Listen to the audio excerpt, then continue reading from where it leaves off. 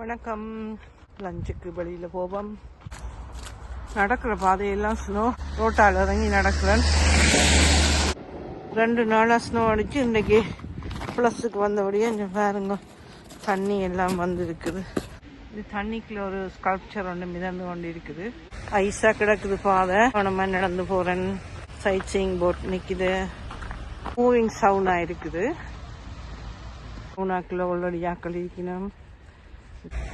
இதெல்லாம் ஹை பண்ணிக்கொண்டு நாங்கள் போகலாம். உள்ளுக்கு சவுனால இருக்கலாம், ஹை டெம்பரேச்சர்.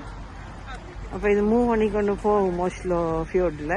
சரியான வீக்கெண்டோடைய நாங்கள் ஒளியில் குளிக்கலாம், நல்லா இருக்கும். இது இதில் பெர்மனண்டாக இருக்கிற சவுனா.